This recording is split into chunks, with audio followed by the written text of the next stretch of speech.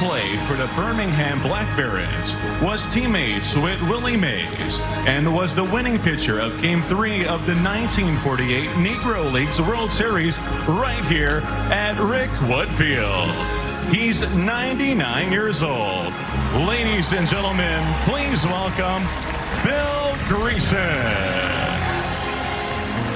Okay, Bill, let's see that pitch.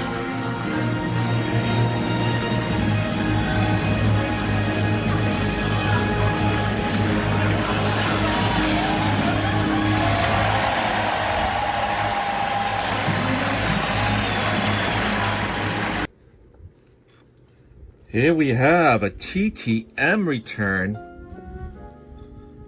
from Reverend William Henry Greason. Born September 3rd, 1924 in Atlanta, Georgia.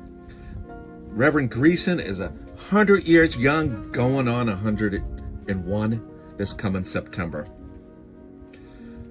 A United States Marine Corps veteran in World War I in Korea. Reverend Greason was there at Iwo Jima during World War II. And as you saw in the intro there, he is one of the two remaining living Negro League players alive. And he played with Willie Mays with the Birmingham Barrons. And went to the World Series in 1948 versus the Homestead Grays, who they had lost to, but he had the only win in that World Series. He played with the Barrons from 48 to 51. And he made his Major League debut with the St. Louis Cardinals in 1954, with a brief cup of coffee with the Cardinals, the first black pitcher to play for the St. Louis Cardinals.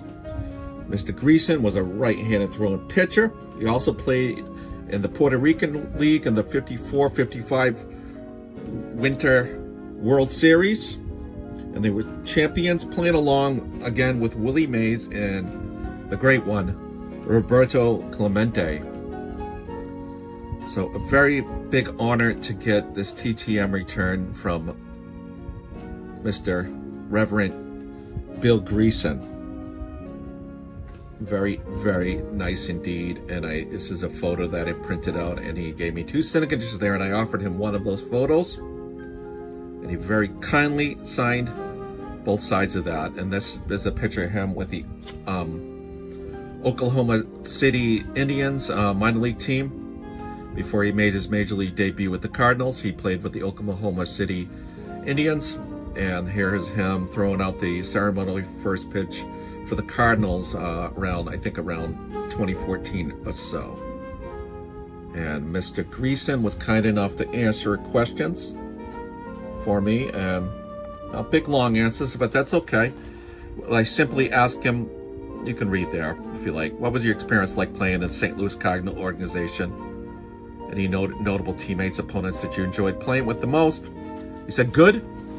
And I said the same thing here about what was the clubhouse and team atmosphere like in the Negro Leagues? Any memorable games or events that stand out in your career? Good. All good, man. What a man. Mr. Bill Greason. TTM. I'm going to leave you here with a little news report that was done, I think last year or the year before.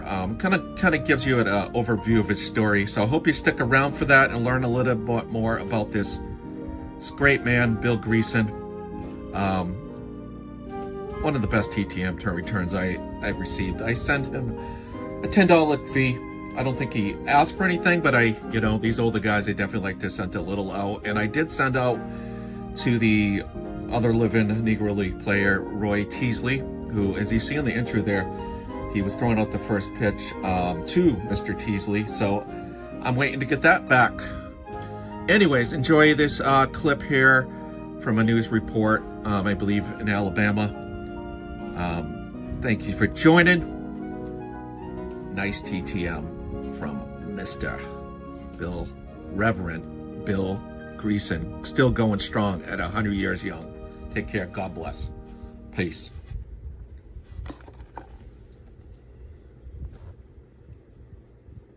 Welcome back. For a man who's accomplished so much in his 99 years, you'd never know it from talking with Reverend Bill Greason. From blazing trails in sports and in the military, Reverend Greason has seemingly seen and done it all. The Atlanta native settled in Birmingham after his playing days, which included several years with the Black Barrons. Yeah, he's pastored Bethel Baptist Church in Bernie Point since 1971. So how does this man who fought in World War II, broke the color barrier for several baseball franchises, and seen history up close and personal, stay so grounded? To tell you that story, we have to take you back to the beginning. If you stay humble, you go up. But if you start up, you come down. That's been my life. From the diamond to the pulpit, Bill Greason's humility has made an impact. He's a good role model. All Americans should be reverent of his journey. At the age of 99, Reverend Greason is still going strong, preaching every Sunday at Bethel Baptist Church in Birmingham's West End. Born in Atlanta in 1924, the third of 5 children, he was taught early on the importance of family. We learn how to help one another. When everybody's poor, not poor, they know how to help each other. After high school, he was drafted, becoming one of the first Black Marines in U.S. history. He acquitted himself and his fellow Black Marines at a time where there was a lot of skepticism in the Marine Corps about those men and women. Greason and his fellow Montford Point Marines were sent to Jima, Japan, to fight in World War II. 2 of his best friends never made it off that island. What he saw led to a promise that would one day change his life. I said, Lord, if you save me, I'll do anything you want me to do. Greason survived.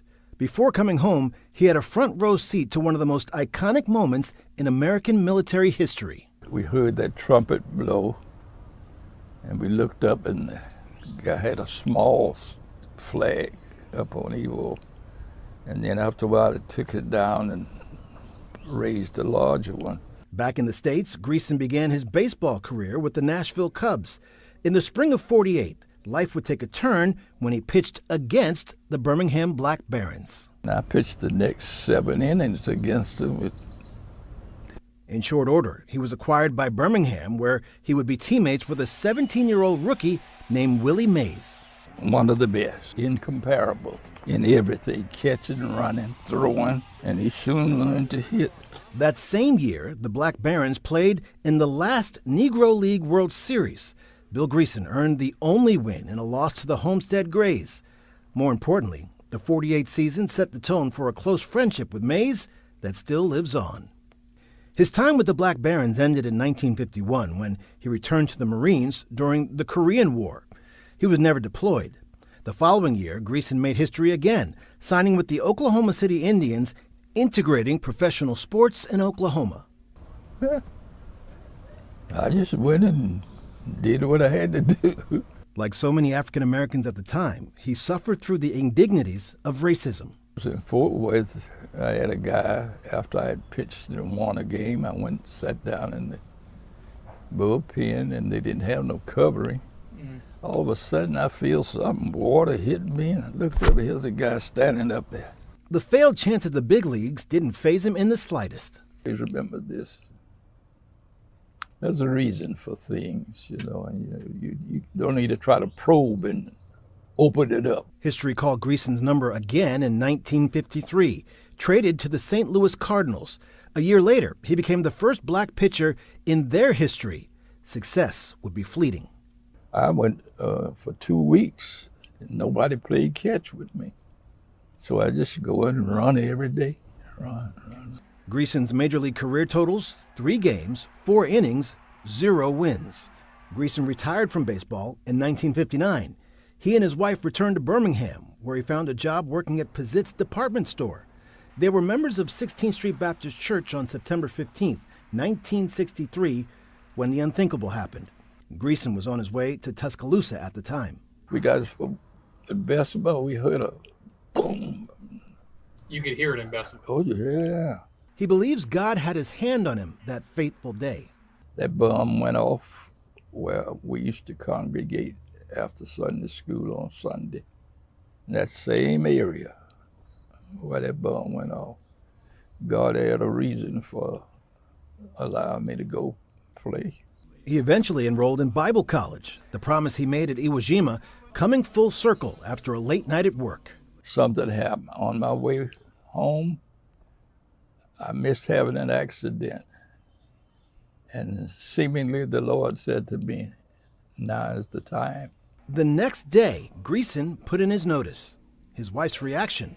I came home and told my wife about it. She said, "Is you crazy?" Greason's career in ministry started in 1969 at New Hope Baptist in Bessemer. 2 years later, he accepted the call at Bethel Baptist Church, where he still preaches to this day. When I started in the ministry, most of the people that I were to pastor, they were here. Mm-hmm. So I didn't go there and, you got to worship me and praise me. I got right there and there with them.